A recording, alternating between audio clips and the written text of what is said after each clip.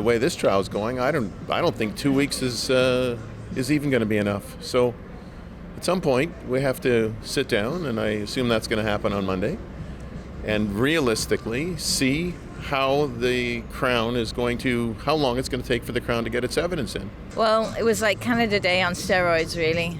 I was so proud to be Canadian that day. And then I arrived to Ottawa, and it was amazing. Thank God. It was amazing. Like, I hugged people, and I never got sick. And keep in mind that I didn't even, I was under chemo. Robert Krajcik here in Ottawa, Ontario for Rebel News on day 8 of the Tamara Lich and Chris Barber trial.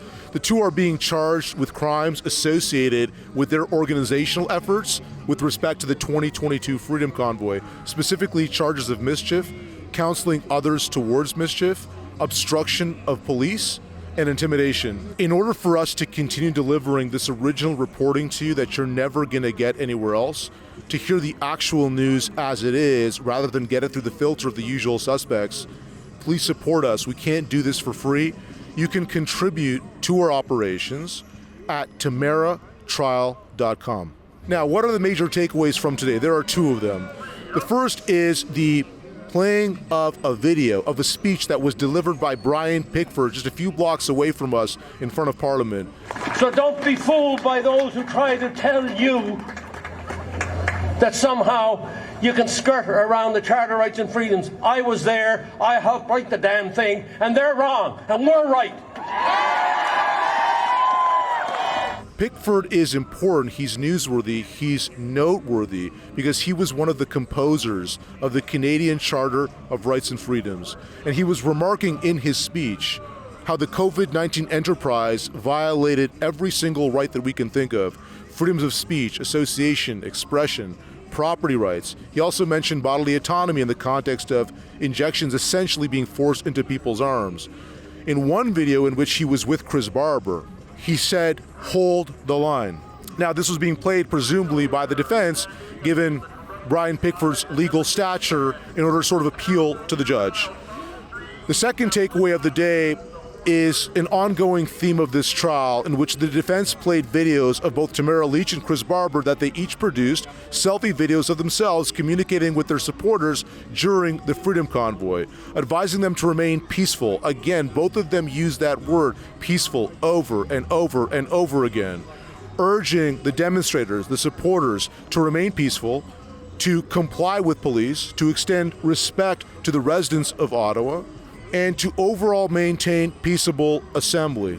At the end of the day, there was a small little back and forth, a spat between defense and prosecution in terms of a timeline of scheduling the forthcoming days of this trial. The defense is a bit displeased, let's say, with the expectation that at least 2 more weeks will be dedicated towards the trial. This timeline will be further resolved when trial resumes on Monday. We've got we just finished day 8. The Crown said that they would have their evidence in 10 days, and there's no way in the world that's going to happen. So the judge is looking at finding an additional 2 weeks. The way this trial is going, I don't think 2 weeks is even going to be enough. So at some point we have to sit down, and I assume that's going to happen on Monday, and realistically see how the Crown is going to, how long it's going to take for the Crown to get its evidence in. Is that sit down going to be visible to courtroom observers, or is that something behind the scenes? No, I think it'll be done in open court, sure. Yeah. Any timeline you're shooting for? Anything in your mind that you think is reasonable or possible? I mean, it's, I think when we set these trial dates a year ago, all counsel felt that 16 days was going to be sufficient to try a mischief and other related charges. But it's very clear after 8 days, we've completed now 2 witnesses. I noticed that a lot of the evidence, these videos, were introduced in a sort of ad hoc, one-by-one basis, and the police officer who was attached to the evidence would be asked, do you recall this date? Did you sign this? What have you? Can these things not be done in a consolidated manner? Like, hey, did you review all these videos? Did you sign off on them? Are they what you saw? Or is that not how things can ever operate? Well, I mean, the fact is that the Crown has put forward 212 pages of the Freedom Convoy 2022 Facebook page, and they want to put the whole thing forward.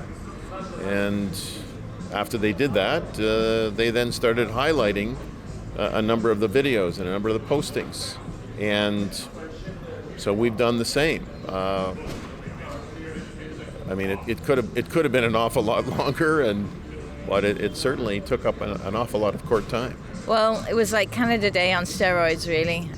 I was so proud to be Canadian that day, or the days that we went down there, and I thought this is the real Canada, because the Canada that I was living through at the time, it was just horrible. It was awful. It was splitting people up, friends that I've known.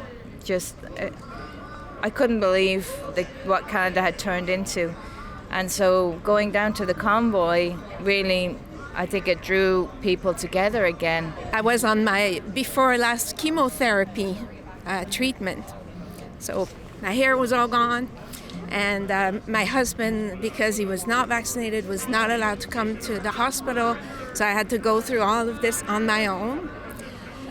And then I arrived to Ottawa, and it was amazing. Thank God. It was amazing. Like, I hugged people. And I never got sick. And keep in mind that I didn't even, I was under chemo. I never got sick. Like, I don't know. It was amazing. In order for us to continue delivering this original reporting to you that you're never going to get anywhere else, to hear the actual news as it is, rather than get it through the filter of the usual suspects, please support us. We can't do this for free. You can contribute to our operations at tamaratrial.com.